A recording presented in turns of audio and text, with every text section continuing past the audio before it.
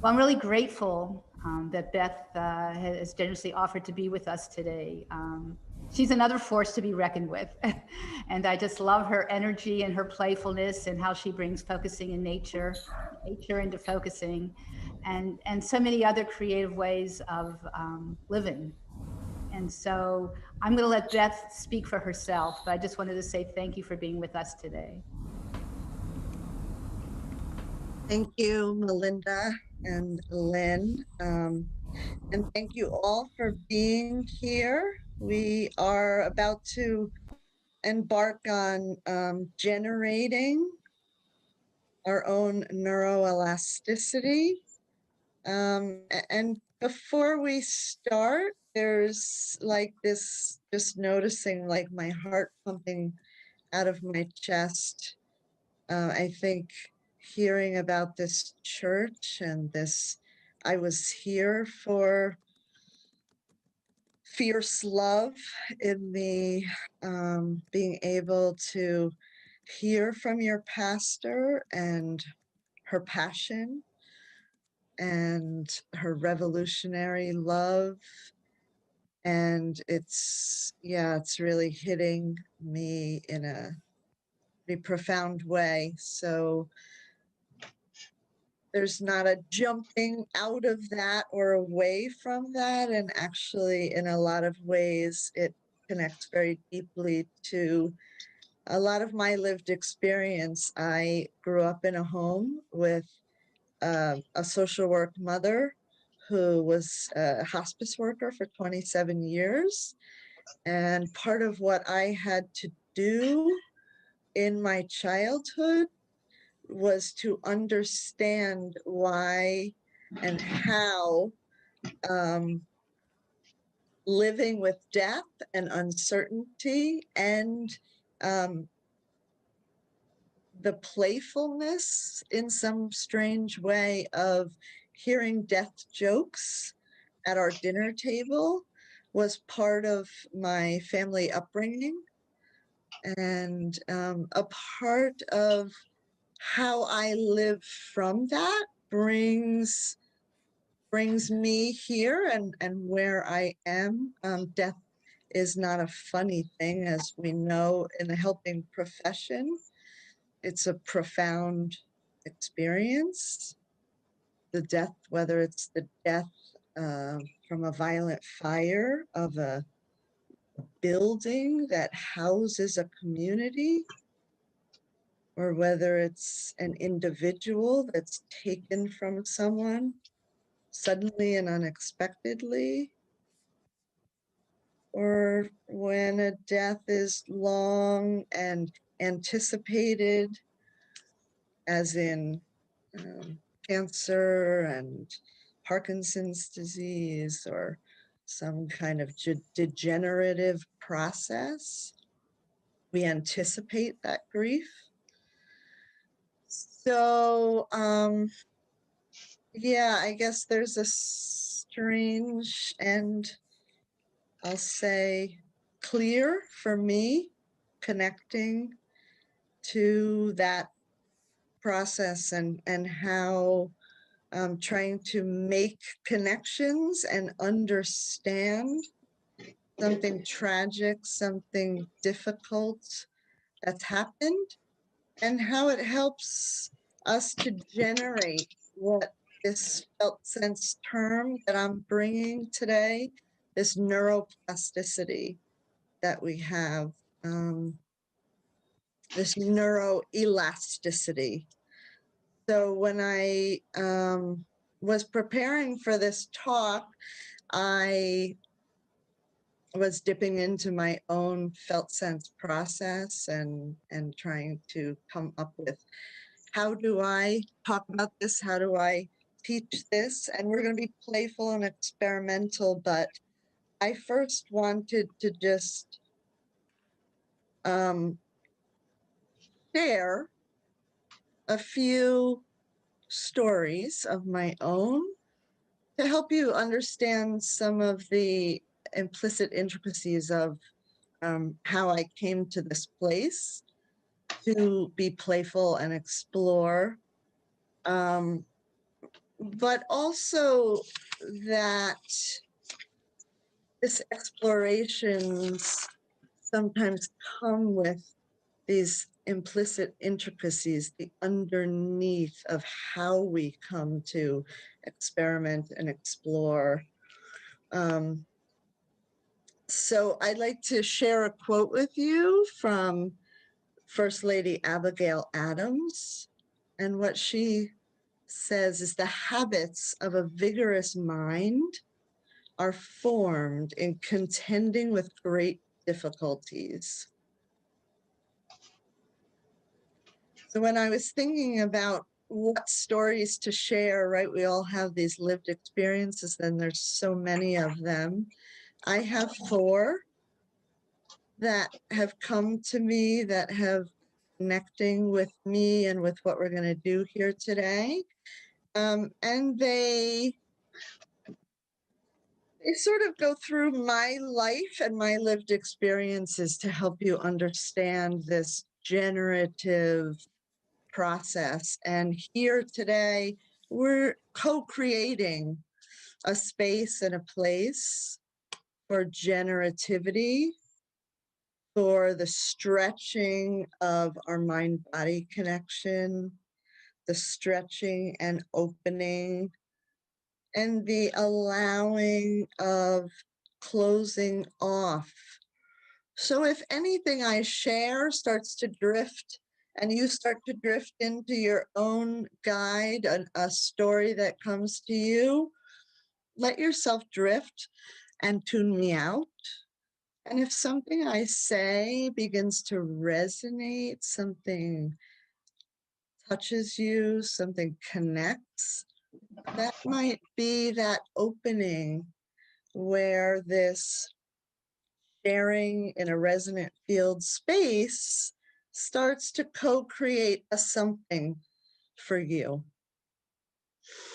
So as a young child, I moved 5 times before I was 8 years old, when I re-landed in New Jersey.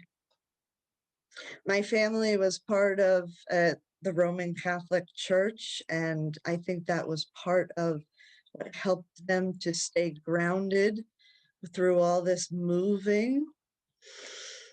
And at the age of 5 and 6 years old, I was living in Virginia.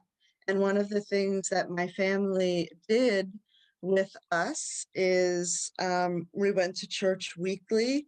And the mission at that time of their church was to help Vietnamese refugee families to come to this country, to come to Virginia Beach, Virginia, to have the church as a home, a place to belong, a place to begin.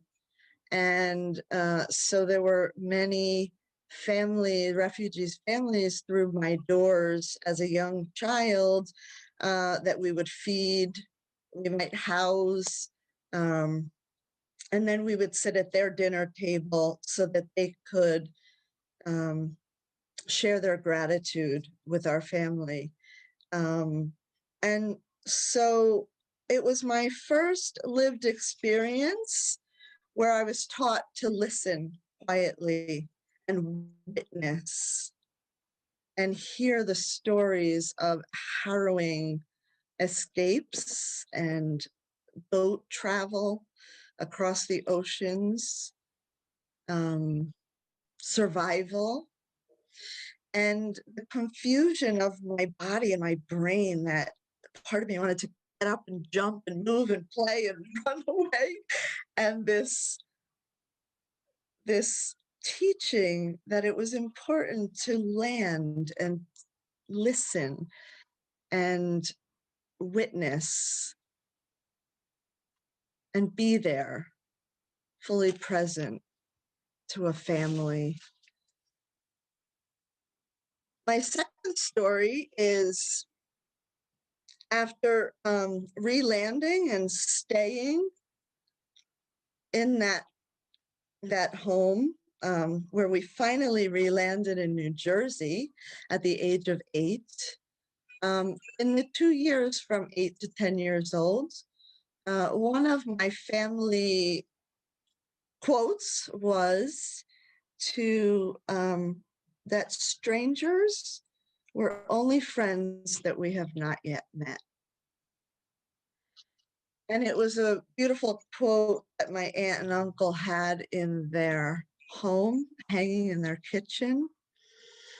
We're a very family-oriented family, so there were lots of family visits, and that sentence, that reminder over and over again was taught to us. So we weren't taught in my family, strangers are to be feared. We were taught strangers are just friends we've not yet met. And so when we first landed in New Jersey, the first 2 years, my parents met and we came in contact with families, and I became fast friends with a girl named Gabby. And from 8 to 10 years old, I began to learn my first experience of loss and losing someone, because little did I know that I was playing with Abby, and then we were taking trips and I was learning. My parents and the whole family of 6 would get in the car and go to Sloan Kettering in New York City, and my parents would donate platelets. Abby had leukemia. And so we were friends and we were playful and we would play Barbies together. But little by little, I learned that I was going to lose her. And so at the age of 10, I learned about the importance of what it's like to be present and to listen and to love, not knowing how long you were going to have someone in your life.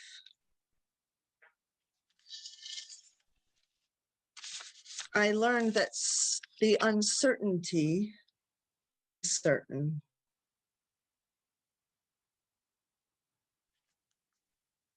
My third story is my love story of marriage. At the age of 23, I met my husband. We have a shared love for skiing. And for 2 years, we had a long distance relationship. He lived in Florida. I lived in New Jersey. We met in Colorado, sort of formed this triangle for anyone who doesn't know the United States. And at the age of 25, in June of 1995, 1 month before my wedding, which I named the best day of my life, my 15-year-old cousin, who lived at the Jersey Shore, one of 9 children, lived next door to my grandmother. And it was a place where we would gather in her 2-bedroom apartment. And I have 26 cousins on my mother's side of the family. And it would be commonplace where 20 people would be sleeping on the floor of this 2-bedroom house, and we would find joy. And my cousin, on his 15th birthday, after having birthday cake, walked down to the ocean 2 blocks away. And in times of joy, troubles come too.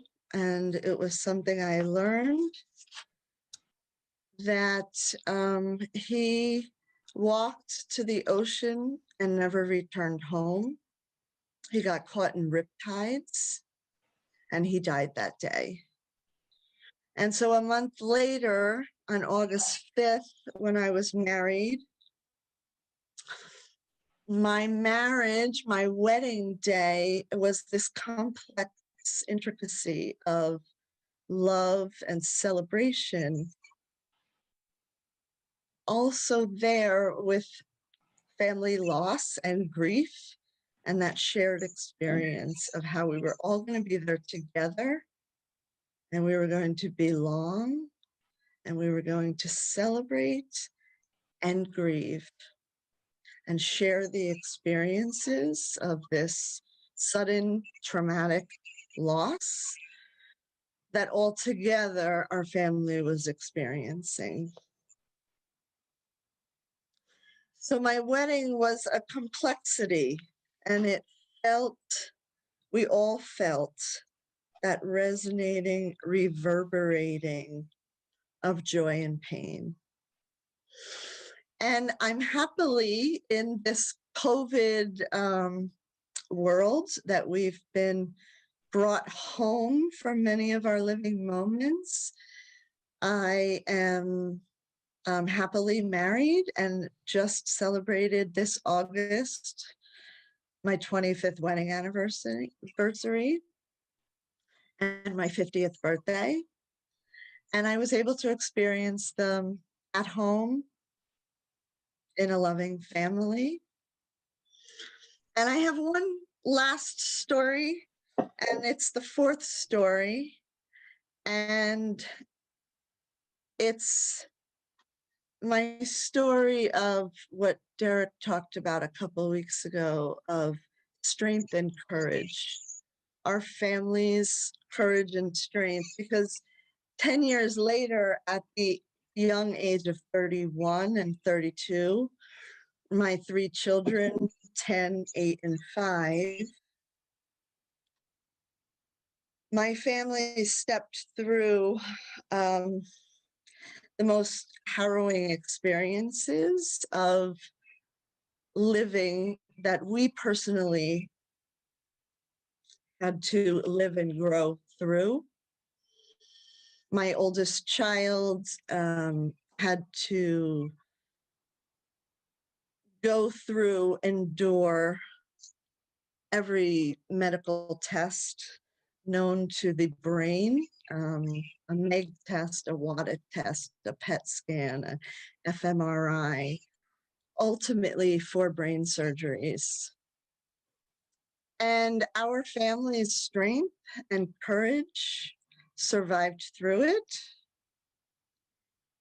And the implicit intricacy of what I learned in those years is that there's so much that we don't yet know about each individual unique brain makeup. And we have so much knowledge and so much science and so much we could read about. And then when you go through the experience and you have your son's neurosurgeon tell you that he has no idea why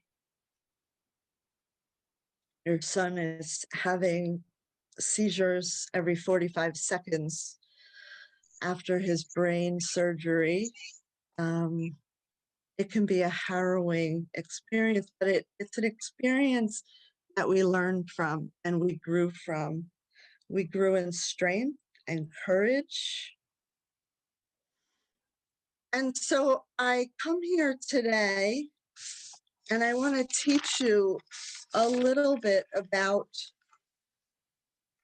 some of the tenets of what this co-creation today in helping the helpers, in helping,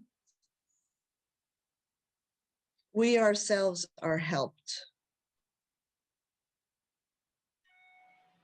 In listening, we ourselves feel our ability to open, to listen, to bear witness, to be heard, and to hear what's within ourselves.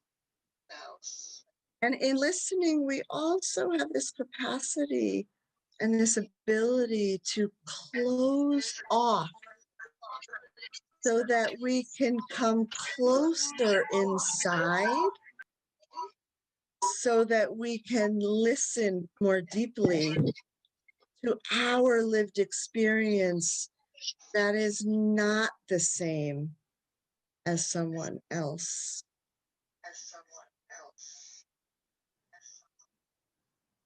Janet Funder, who was one of my focusing guides as I was learning focusing, she's a gem in this focusing community that left before I would have liked her to. But she shared with me one time a gem. She pointed me toward an article written by Eugene Genlin where he speaks about our bodies like plant bodies. We possess a multitude of what he calls peepholes of perception. And in this process of listening, we don't always know, but we can have a sense of this trust that there's this practicing and trusting that our listening bodies can be like these plant bodies that can open and close these peepholes of perception so that we can be fully here, present in the listening act.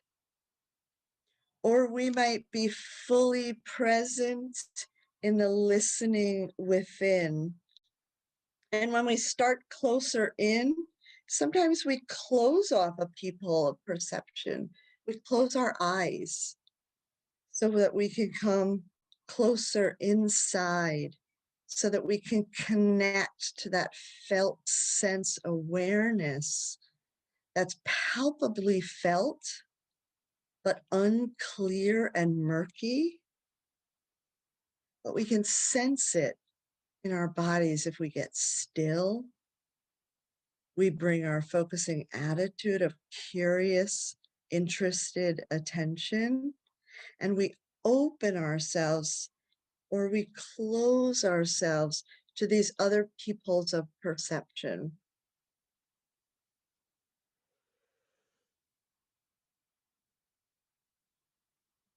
I'm reminded of a statement that Lynn made in her listening talk, and it was that listening is not reciprocal.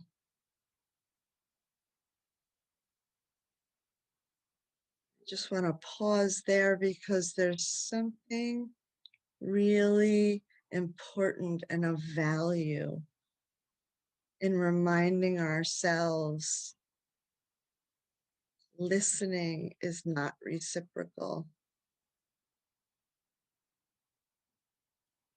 And in this space of neuroelasticity, what I'm naming is this opening and closing to listening can happen when we can invite ourselves in connection to our felt sense relating, meeting up with it, or our felt relating from person to person or person to environment, and that we don't have to know and understand which peephole of perception is opening and which one's closing, but we can begin and learn to generate this capacity to trust our plant body and all its peepholes of perception to allow us, to invite us to listen to another person with our full focusing attitude of curious, interested attention. So I've said a lot, so I'm going to take a little pause here and just invite you to maybe close your eyes if you'd like to close down that people of perception, or Perhaps it feels more right to keep them open.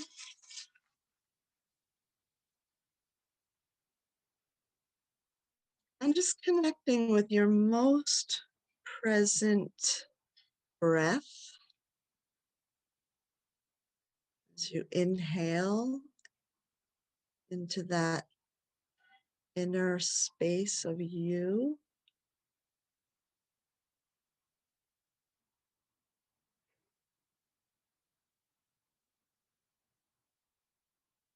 And exhaling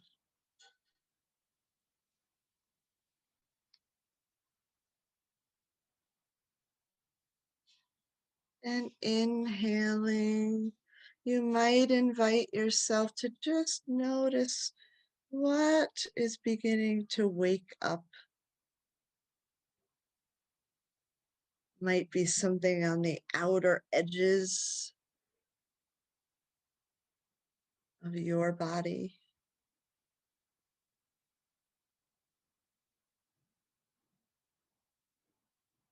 It might be something deeper inside, and just following another inhale,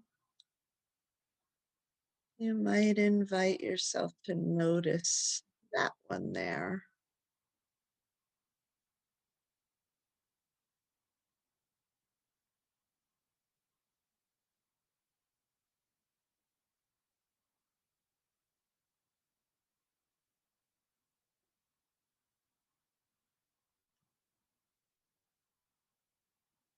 And on the next inhale,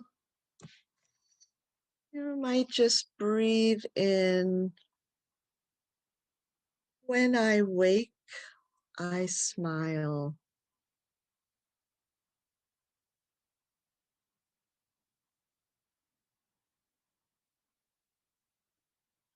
And let an exhale form. And on the inhale, when I wake, I smile. And on the exhale, today, I have 24 hours to live.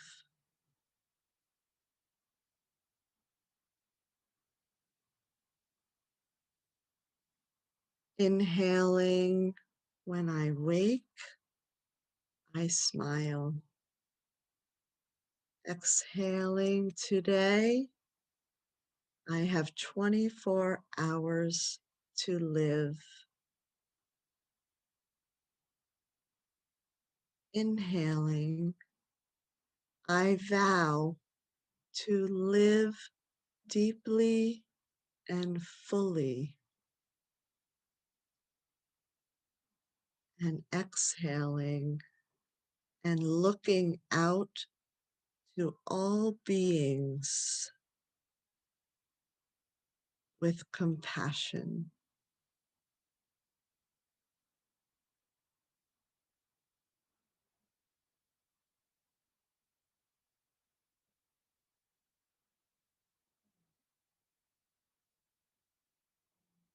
When I wake, I smile. Today, I have 24 hours to live. Inhaling, I vow to live deeply and fully. Exhale, and to look out into the world with eyes of compassion.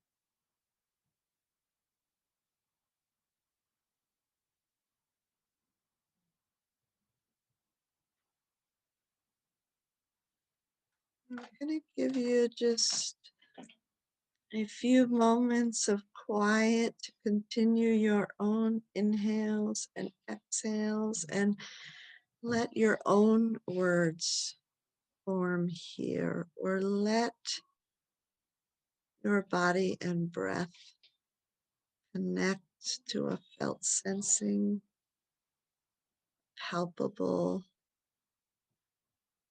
Relaxation.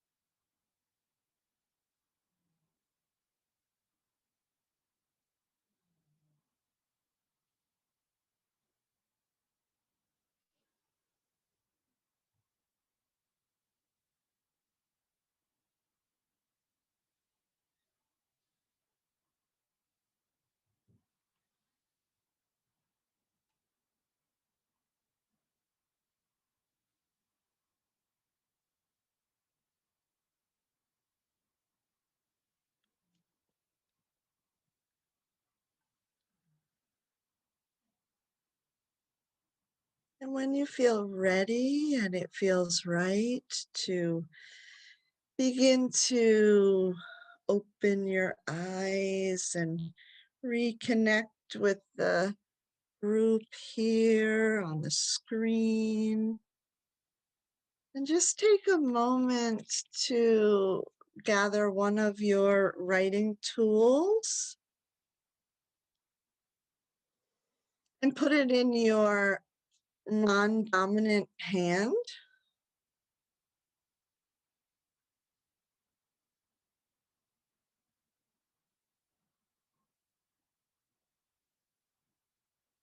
And then allowing it to switch over to your dominant hand.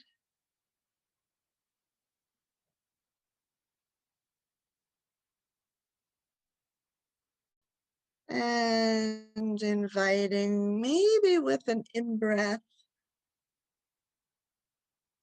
meditative awareness practice, you might just connect a breath and a movement. You might want to move quickly, playfully, or slower and meditatively. And you might invite yourself to just write in the air a felt sense, a word. You might draw a something that's unclear and doesn't quite make sense.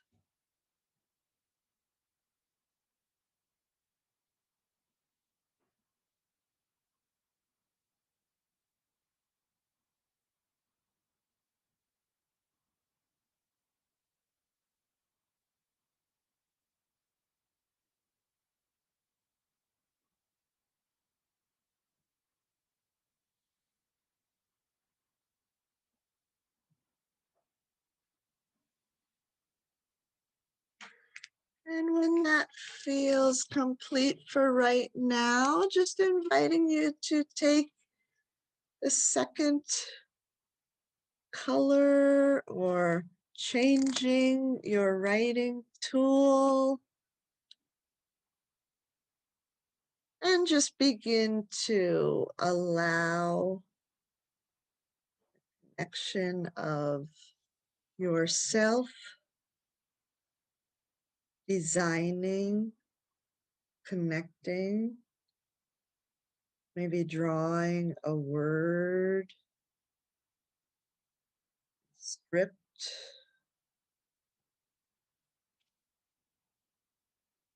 maybe allowing yourself to be playful, allowing yourself to be mindful,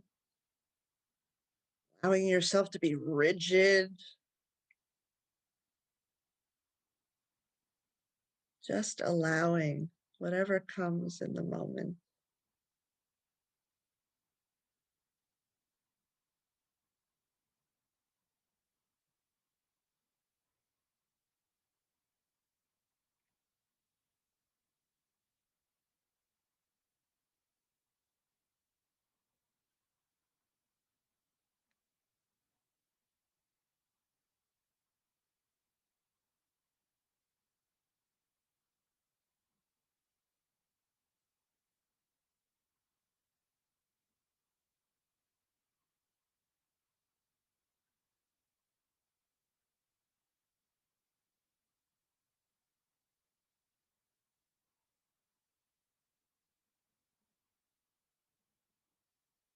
letting yourself be curious, interested for as long as that feels right. And when that feels complete, if there's any of those words you might want to write on your paper, feel free to do so. And if not, leaving it in the air is okay too.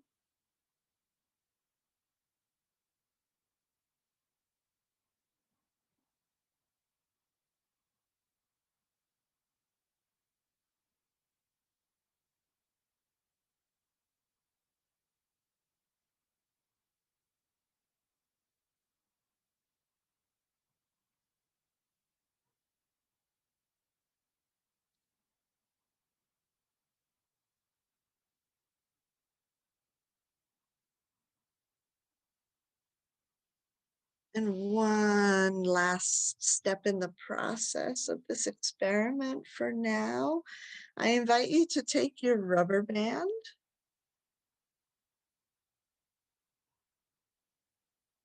and just notice,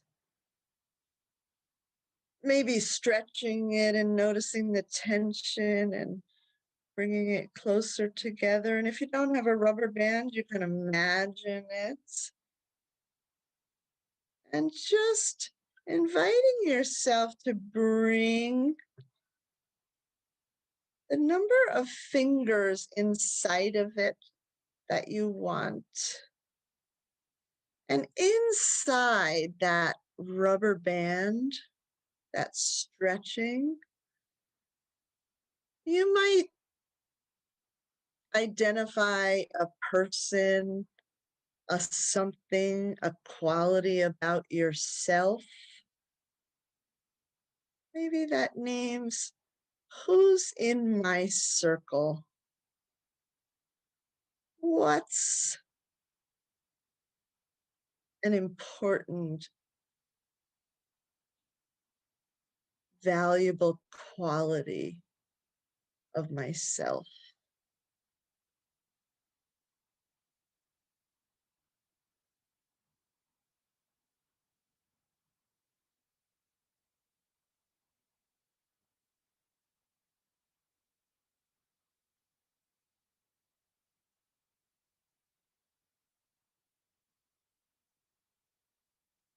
And invite yourself again to be playful, curious. Notice how there's only so much stretching before the tension becomes too great. And there's a need for ease.